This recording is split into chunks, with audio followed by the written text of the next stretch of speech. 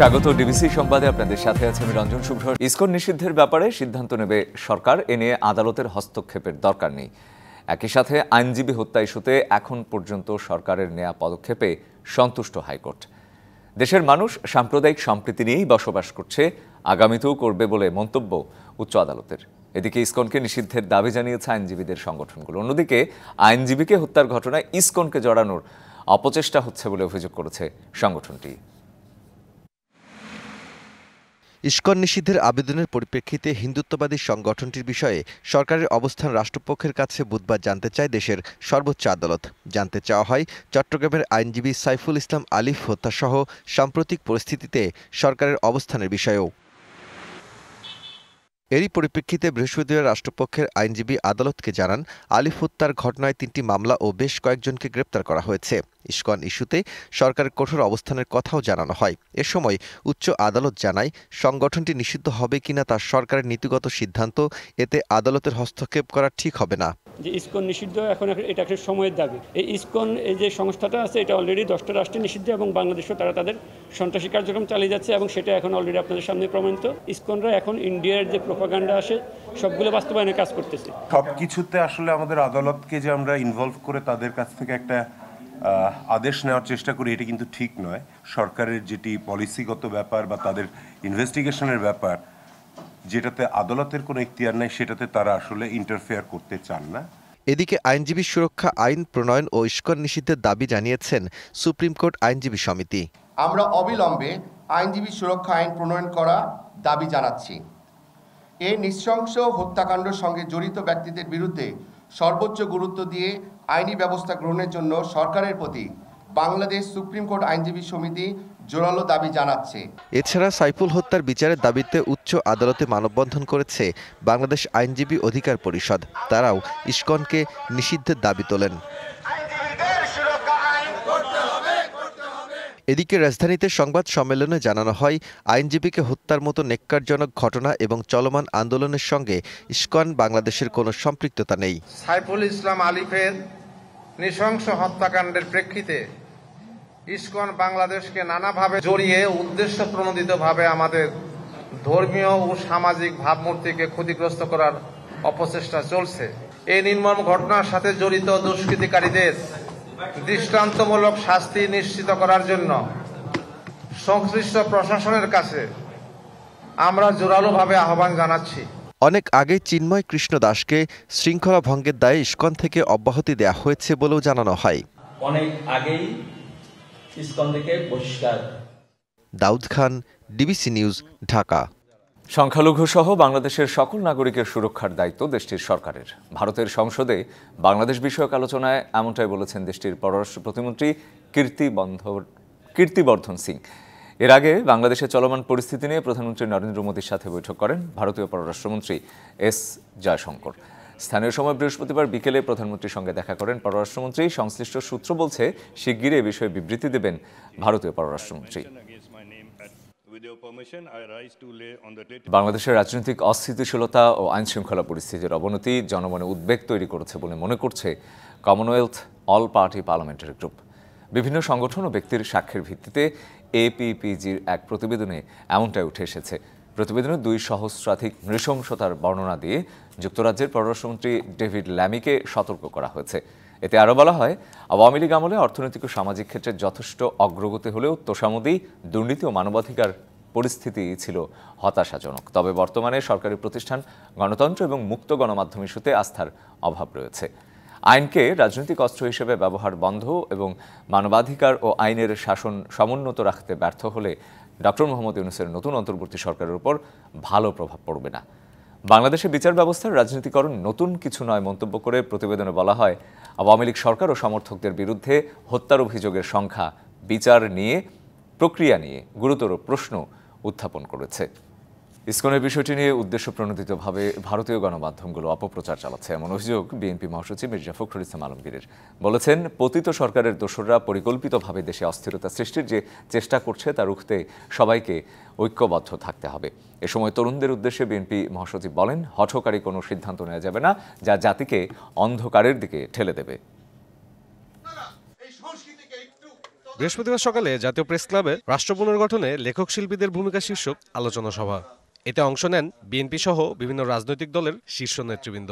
এই সকল অংশীজনদের মধ্যে দিয়ে এ সময় তারা দেশের বর্তমান অস্থিরতায় উদ্বেগ জানিয়ে বলেন, চট্টগ্রামে আইনজীবীকে হত্যা ইস্যুতে নানা রকমের উস্কানির পরও অসাধারণ সংযম দেখিয়েছে জনগণ। পাশাপাশি সব সমস্যা সমাধানে দ্রুত নির্বাচনের দাবি তোলেন তারা। এগুলো হচ্ছে অনৈক্য তৈরি করা, বিভাজন তৈরি করা, প্রশ্ন তৈরি করা। সরকার ব্যর্থ হোক, অকার্যকর হোক, সরকার যদি ধসে পড়ে তাহলে পুরনো এজেন্ডাগুলো নতুন করে আবার কিন্তু আনা যায়। যে জায়গায় আওয়ামী লীগ ছেড়ে চলে গেছে সেই জায়গায় কারা যাচ্ছে? কেউ তো যাচ্ছে। এই যাওয়ার পরবর্তী রেজাল্ট কি হবে এটা বোঝার জন্য নিশ্চিতভাবে রাজনৈতিক দলগুলোকে লায়াবল করতে হবে to the people write down. কেউ কেউ বলছে সংস্কার শেষ না করে আমরা যাব না, এবং জাতির জন্য এটাই হলো শেষ সুযোগ। যারা এই কথা বলে, বিনয়ের সঙ্গে আমি বলতে চাই, তারা জনতার শক্তির উপরে ইমানদার নয়। অনুষ্ঠানের প্রধান অতিথির বক্তব্যে বিএনপি মহাসচিব বলেন, পতিত সরকারের দোসররা পরিকল্পিতভাবে দেশকে অস্থিতিশীল করতে চায়।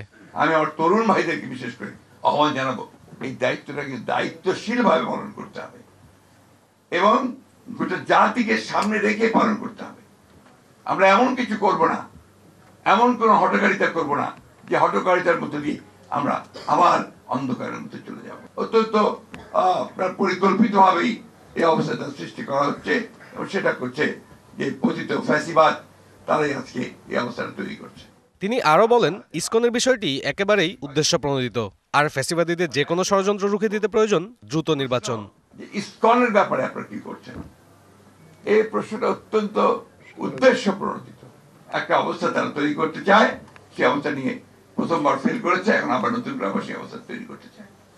এটা আমাদেরকে সজাগ থাকতে হবে, আর আমরা সেখানে কোনো মতেই যেন আবার সেখানে আরো একটা বিভাজন সৃষ্টি না করি। পতিত সরকারকে সুযোগ করে দেয় এমন কর্মকাণ্ড থেকে সবাইকে বিরত থাকার আহ্বানও জানান বিএনপি মহাসচিব। জনমানুষের জন্য উপযোগী একটি রাষ্ট্র নির্মাণ করা দরকার, সমাজ নির্মাণ করা দরকার, তাদেরকে ঐক্যবদ্ধ হয়ে কাজ করতে হবে। সাব্বির রোজ, ডিবিসি নিউজ, ঢাকা। দ্রুত সংবাদ মাধ্যমের স্বাধীনতা নিশ্চিত করতে হবে, এমনটাই বলেছেন বিএনপি মহাসচিব মির্জা ফখরুল।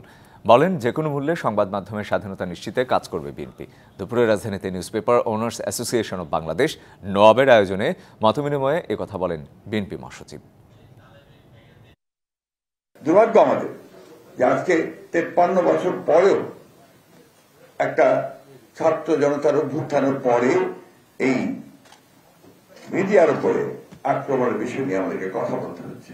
আমি গত পরশুও বলেছি, তার আগে আমরা স্টেটমেন্ট দিয়েছি, আমরা বলেছি যেটাকে আমরা নিন্দা জানাই, ধিক্কার জানাই।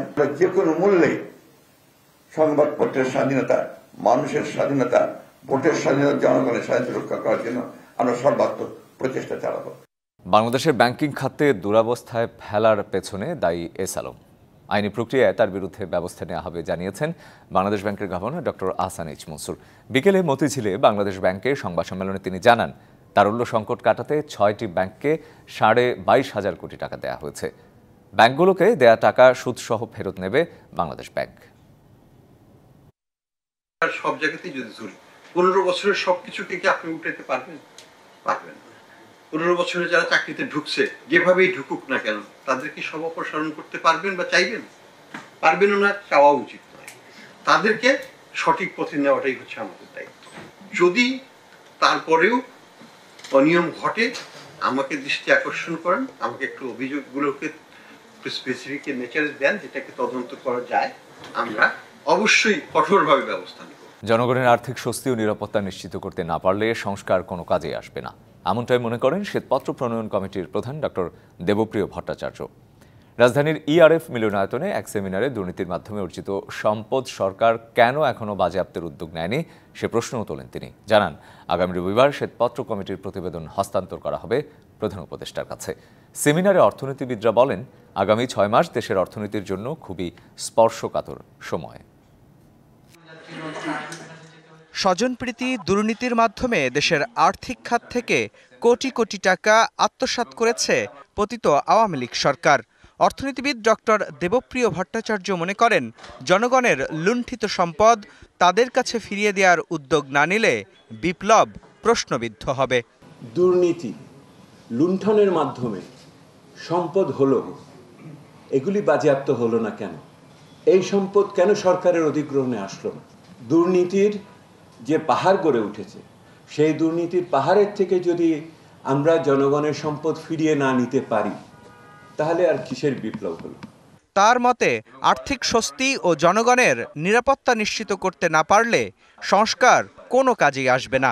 যদি অর্থনৈতিক ক্ষেত্রে মানুষ, জনগণ স্বস্তি না পায় এবং তার সাথে আইন শৃঙ্খলাতে যদি সে নিরাপত্তা বোধ না করে, অর্থাৎ আর্থিক স্বস্তি এবং নিরাপত্তা এই দুটোকে যদি না ঠিক করা যায়, তাহলে আমাদের সংস্কারের কোনো উচ্চাশাই কিন্তু আমরা পৌঁছাতে পারবো না। এর আগে ডক্টর দেবপ্রিয় জানান, ১ ডিসেম্বর শ্বেতপত্র কমিটির প্রতিবেদন প্রধান উপদেষ্টার কাছে হস্তান্তর করা হবে। তখন জানা যাবে অর্থনীতির কোথায় কি ক্ষত হয়েছে। রবিবার দিন মাননীয় প্রধান উপদেষ্টার কাছে দুপুর 12টার সময় আমরা শ্বেতপত্র হস্তান্তর করব। এর আগে মূল্যস্ফীতি নিয়ন্ত্রণে সরকারের নেয়া নানা উদ্যোগ তুলে ধরেন অর্থনীতিবিদ ডক্টর আব্দুর রাজ্জাক। বলেন, বাংলাদেশ এখন মূল্যস্ফীতি ও রিজার্ভ সংকটের দ্বৈত বিপদে আছে। যদি আমার ইনফ্লেশন আর যদি রিজার্ভের ক্রাইসিস থাকে, এই দুইটা একটা ভিশাস সার্কেল তৈরি করে ফেলে। এই ট্র্যাপ থেকে বের হয়ে আসাটা অত্যন্ত মুশকিল। সামনের 6 মাস আমাদের জন্য অত্যন্ত ক্রিটিক্যাল সময়। 6 মাসের মধ্যে আমাদের রিজার্ভে যদি একটু স্বস্তি না আসে, আমাদের পক্ষে কিন্তু তারপরে ম্যানেজ করাটা ক্যান বি কোয়াইট ক্রিটিক্যাল। এ সময় উন্মুক্ত বাজেট জরিপ 2023-এর ফলাফলের মোড়ক উন্মোচন করা হয়। মুস্তফা মাহবুব, ডিবিসি নিউজ, ঢাকা। 13 নভেম্বর থেকে এ পর্যন্ত 228 জন মাদক ব্যবসায়ীকে গ্রেপ্তার করেছে সেনাবাহিনী। এছাড়া অন্যান্য ঘটনায় দেশের বিভিন্ন জায়গা থেকে আরও 1328 জনকে গ্রেপ্তার করা হয়েছে। দুপুরে রাজধানীর বনানীর সেনা সদরে এক ব্রিফিংয়ে এসব জানান মিলিটারি অপারেশনস ডাইরেক্টরেটের কর্নেল ইন্তেখাব হায়দার খান। বলেন, গেল 2 সপ্তাহে 24টি অস্ত্র ও 365 রাউন্ড গোলাবারুদ উদ্ধার করেছে সেনাবাহিনী। তিনি জানান, চট্টগ্রামের পাহাড়ি এলাকার বাসিন্দারা যেন শান্তিতে বসবাস করতে পারে, সে লক্ষ্যে কাজ করছে সেনাবাহিনী।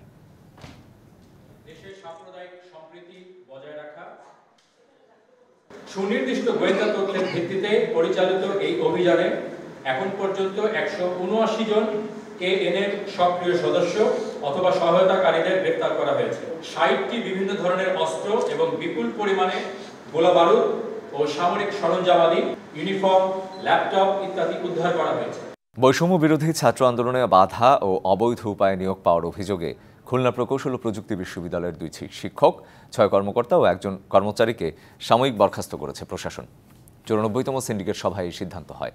বরখাস্তরা হলেন কুয়েটের মেকানিক্যাল বিভাগের অধ্যাপক ডক্টর সোভান মিয়া এবং কম্পিউটার সায়েন্স ইঞ্জিনিয়ারিং বিভাগের অধ্যাপক ডক্টর পিন্টু চন্দ্রশীল। তাদের বিরুদ্ধে বৈষম্য বিরোধী ছাত্র আন্দোলনে বাধা দান ও বিভিন্ন সময়ে সাধারণ ছাত্র শিক্ষক নির্যাতনে প্রত্যক্ষভাবে যুক্ত, সক্রিয়ভাবে রাজনৈতিক প্রভাব বিস্তারের সাথে যুক্ত থাকার অভিযোগের সত্যতা মিলেছে। এছাড়া বিশ্ববিদ্যালয়ের আরও 6 কর্মকর্তা ও 1 কর্মচারীর বিরুদ্ধে বিভিন্ন অবৈধ উপায়ে নিয়োগ পাওয়ার অভিযোগে তাদেরকে সাময়িকভাবে বরখাস্ত করা হয়েছে।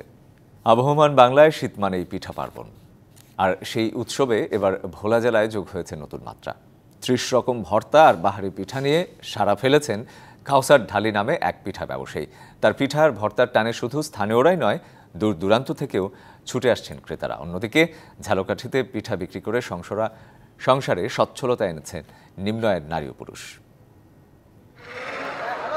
আধুনিকতার ছোঁয়ায় গ্রাম বাংলার এই ঐতিহ্য হারিয়ে যেতে বসেছে। তাই পিঠা তৈরির সংস্কৃতি ধরে রাখতেই ভোলায় জমে উঠেছে পিঠা বেচা কেনা। শহরের ফুটপাত থেকে শুরু করে গ্রামেগঞ্জে বিকাল থেকে গভীর রাত পর্যন্ত চলে পিঠা বিক্রির ধুম। পিঠা বিক্রেতা কাউসার ঢালি কয়েক বছর আগেও 10 রকমের ভর্তা দিয়ে শুরু করেছিলেন পিঠা বিক্রি। এবার পিঠার সাথে 30 রকমের ভর্তা দিয়ে ক্রেতাদের দৃষ্টি আকর্ষণ করছেন তিনি। সন্ধ্যা থেকেই তার দোকানে যেন চলে উৎসবের আমেজ। যে এখানে বিভিন্ন রকমের ভর্তার আইটেম আমরা দেখতে পাই এবং ওগুলো খুবই সুস্বাদু, যে কারণে আমরা বারবার এখানে আসি। অনেক রকম সিরিয়াল দিয়ে পিঠা পাওয়া যায় না, ভর্তাটা খুব মজা। পিঠা ও ভর্তার স্বাদ নিতে দূর দূরান্ত থেকে ছুটে আসেন নানা বয়সী নারী পুরুষ। কাউসার ঢালির 2 দোকানে প্রতিদিন 30 থেকে 32,000 টাকার পিঠা বিক্রি হয়। 60-15 ভর্তা আছে, 2 দোকানে আমি বেশি 20,000 বেচে, মানে 12,000-এর মতো, 12-13,000 ডেলি বেচে। তো 2 দোকানে 32-33,000 টাকা বেচা কিনা হয়, 1,000-10,000 টাকা আমার লাভ থাকে ইনশাল্লাহ। শীতের আগমনী বার্তার সাথে সাথে ঝালকাঠি শহরের বিভিন্ন এলাকায়ও বসেছে পিঠার মেলা। সাজের পিঠা, চিতই, চটা আর ভাপাসহ নানা পিঠা তৈরি করছেন নারীরা। বিকাল থেকে রাত অবধি চলে বেচাকেনা।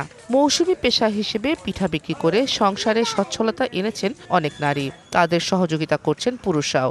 আর যান্ত্রিক জীবনের ব্যস্ততায় বাড়িতে তৈরি করতে না পারলেও হিমেল ঠান্ডায় জমিয়ে পিঠার স্বাদ নিচ্ছেন অনেকে। বাসায় তো প্রত্যেকদিন পিঠা তৈরি করে না, পিঠার প্রতি অন্যরকম একটা টান থাকে, যার কারণে আমি আসি, খাই। বাসায় বানাইতে অনেক রিস্ক ঝামেলা, এই জন্য আর কি এইখানে বানাই, এখানে বসে খাই। শীতের সিজনে এটা বাড়তি আয়, আমার সংসার এতে ভালোই চলে। পিঠা বিক্রির সাথে জড়িতদের সহায়তা করার কথা জানিয়েছে বিসিক। এই উদ্যোক্তারা এই পিঠার সরবরাহ করে বা বিক্রি করে তাদের জীবিকা নির্বাহ করে থাকে। যদি এসব উদ্যোক্তারা বিসিকের সাথে যোগাযোগ করে তাহলে বিসিকের পক্ষ থেকে তাদেরকে সার্বিক সহযোগিতা করা হবে। পিঠাপুলি বাংলার লোকজ ও নান্দনিক সংস্কৃতিরই প্রকাশ। সেই সাথে মৌসুমী এই পেশা চলে পুরো শীত জুড়ে। Sheikh Nigar Sultana, DBC news desk. এই ছিল এখনকার মতো। ডিবিসি নিউজের সংবাদগুলো পড়তে ভিজিট করুন dbcnews.tv, আরও ভিজিট করুন ডিবিসি নিউজের ফেসবুক পেজ এবং ইউটিউব চ্যানেল। সঙ্গে থাকুন।